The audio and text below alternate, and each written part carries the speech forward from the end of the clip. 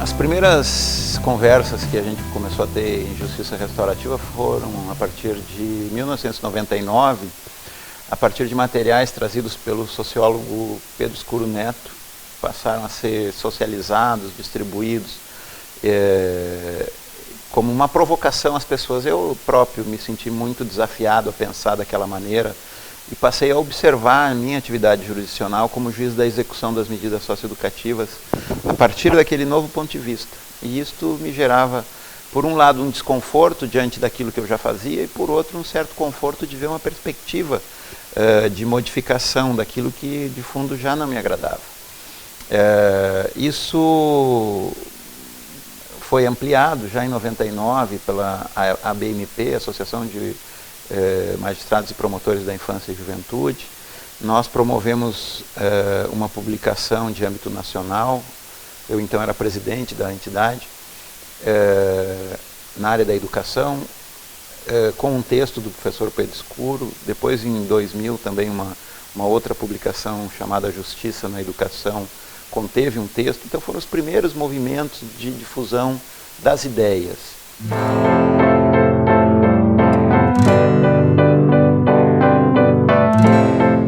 O acolhimento institucional que a Justiça Restaurativa teve pela Ajuris foi decisivo, porque a Ajuris foi responsável pelo conveniamento e execução dos recursos financeiros investidos nas primeiras capacitações. E a Escola da Magistratura foi a sede, foi o berçário da amamentação dessa experiência, dessa esperança que se fundou a partir daqui. Aqui dentro da Escola da Magistratura, nesse ciclo inicial, passaram em torno de 4.000 pessoas fazendo formações, tanto da parte teórica quanto da parte prática, e isto é um número bastante significativo.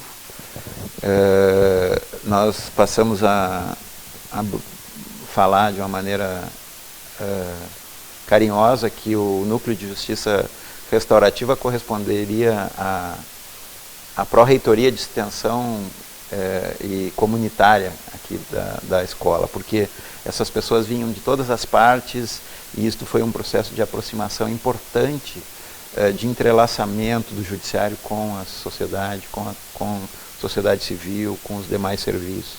E nos ensinou, essas pessoas nos ensinaram, nós aprendemos juntos.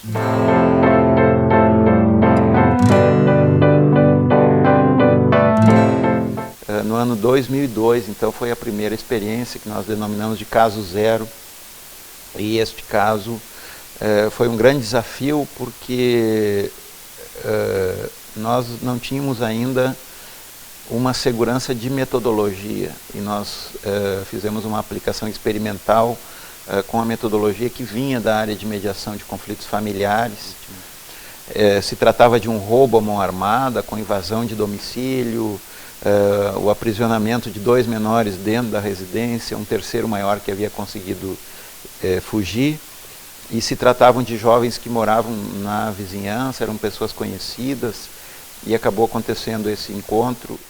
Foi assim, eu estava em casa com uma amiga, a gente estava se arrumando para ir numa festa, e o meu cachorro começou a latir. Daí era o horário geralmente que a minha mãe chegava da escola. Aí eu olhei pela sacada para ver o que era, se tinha algum ladrão, alguma coisa, né? E não tinha nada, tinha minha mãe e o carro dela, e eu pensei, tá tudo bem, o portão já estava fechado. Aí, logo, subiram 3 caras, assim, que é de 2 andares na minha casa, e falaram, é um assalto, não reage, não faz nada, a gente vai levar as coisas, e só tem que ficar quieta, tu e a tua amiga, dar o celular e tal. E ok, daí a gente ficou assim, aí eu fiquei muito preocupada com a minha mãe, daí eu falei, e a minha mãe? Daí minha mãe falou, filha, tá tudo bem. E logo ela subiu. Aí eles colocaram a gente num quarto, e nesse quarto estava o meu filho, que tinha 7 meses, eu acho, na época, dormindo. E aí um deles falou, essa criança não pode chorar, porque se ela chorar eu mato ela. Aí eu fiquei bem preocupada, bem nervosa, assim, mas no fim ele não chorou, não acordou, deu tudo certo. Aí o maior de idade, ele sabia que tinha uma arma na minha casa, porque o meu pai, ele era agente de segurança da Assembleia, então ele andava armado, sabe? Só que nessa época ele já tinha falecido. E ninguém sabe até hoje como esse cara sabia que tinha uma arma lá.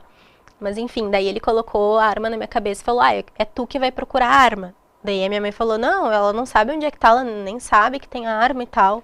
Ele falou, não interessa, eu quero ela. Daí eu falei, não, tudo bem. Daí eu fui lá, achei a arma, dei pra ele. Daí ele falou, eu quero munição agora e tal. Daí eu falei, não tem, né? Daí ele, como que não tem? Daí eu falei, faz anos, meu pai faleceu, não tem. Daí ele, tá bom, tá bom.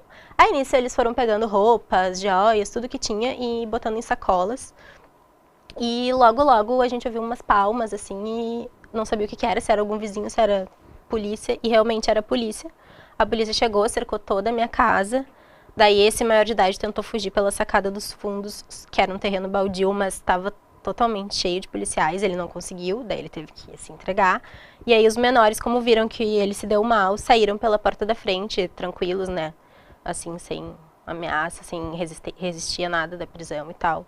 E esse episódio terminou dessa forma, assim. O encontro foi muito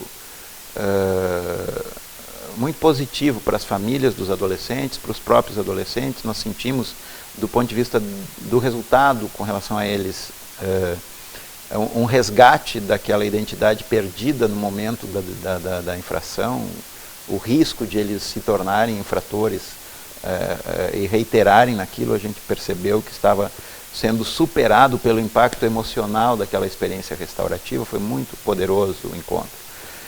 Porém, do ponto de vista da vítima, nós tivemos um senão. Os encontros haviam sido muito extensos, uma série de 6 encontros com a presença das vítimas e dos infratores.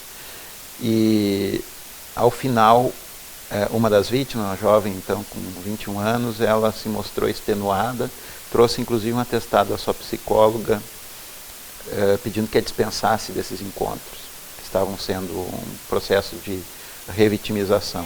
Assim, no começo eles ficavam meio na deles, assim, acho que até meio envergonhados, porque os pais pediam muito perdão pra gente, desculpas, e se prontificavam a ajudar em qualquer coisa que precisasse, né, que a gente fosse passar e tal.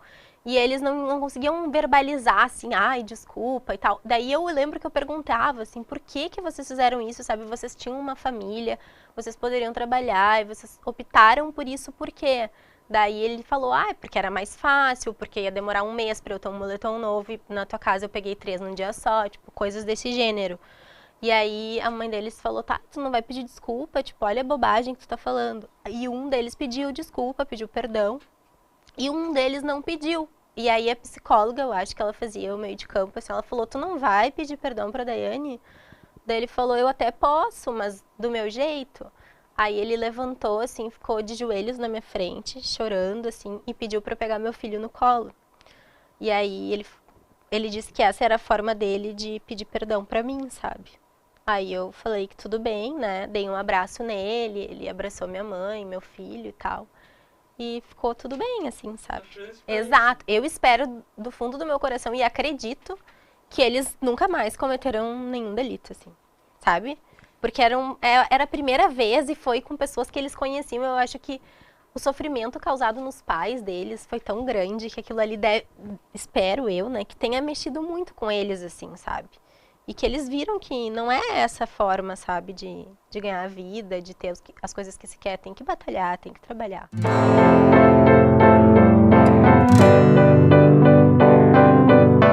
Desde muito cedo eu sempre tive um vínculo com o crime organizado aqui em Porto Alegre. Minha família é oriunda de uma comunidade bastante violenta. E desde cedo eu acompanho meu pai nos presídios e penitenciárias aí do estado. Ele sempre teve envolvimento com tráfico de drogas, até um pouco tempo antes dele morrer. Meu irmão morreu num confronto com a Brigada Militar, alguns anos atrás. E um outro irmão meu morreu vítima de dependência química, né? Teve uma overdose e algumas doenças junto e acabou falecendo. Quando meu pai estava preso, eu lembro que a única alternativa que a gente tinha naquela época era, para poder até sobreviver e poder tomar meu posto, né, na família, era cometendo assaltos e me envolvendo com o tráfico. E foi quando eu cometi um ato infracional em 2007, 2006, se eu me recordo. E acabei assaltando e indo cumprir uma medida socioeducativa de 9 meses, né, recorrente ao ato infracional. Eu e mais 2 companheiros, a gente estava precisando muito de grana. Eu precisava de grana para poder poder me sustentar dentro daquele mundo, né, do crime, e a gente saiu numa noite e a gente acabou assaltando um carro. A gente assaltou se não me engano, foi um homem, um casal. A gente acabou roubando o carro e as coisas que tinham dentro do carro. 2, 3 dias depois eu peguei o carro para poder me aparecer na comunidade, né, para mostrar que eu era o cara, que eu também roubava, que eu também traficava. Eu acabei pegando o carro para circular dentro da comunidade. Foi quando eu fui dar uma outra volta, né, com um amigo, que não tinha nada a ver, mas ele também não sabia que o carro era roubado, né. A gente acabou sendo abordado, né, pela Brigada Militar. E aí sim, comecei a minha trajetória na Fundação de Atendimento Socioeducativo, né, na fase.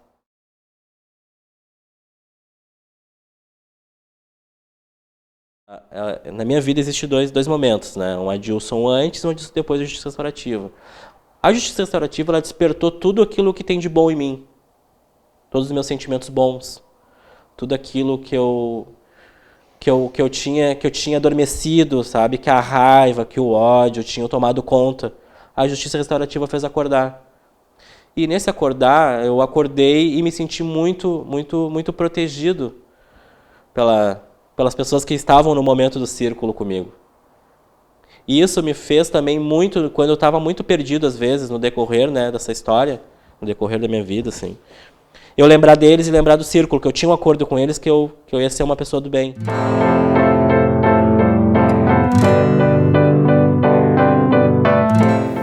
O Tribunal de Justiça, em 2014, decidiu levar a Justiça Restaurativa a todo o primeiro grau. Isto é uma decisão histórica importantíssima, um desafio para a magistratura de primeiro grau, porque nós então fomos desafiados a mostrar que isto que nós fazíamos como laboratório pode se transformar efetivamente numa política pública. Eu fui designado pelo tribunal para atuar junto à Corregedoria Geral da Justiça na coordenação desse programa, e ele será dividido em 4 módulos ou etapas. A primeira é a instauração de programas pilotos para desenvolver expertise em áreas em que a gente não tem acumulação, ou para sistematizar a experiência em áreas em que a gente já tem. Eles serão pilotos nas áreas de execução criminal, meio fechado, e medidas alternativas, violência doméstica contra mulheres, juizado especial criminal e juizado da infância e da juventude também.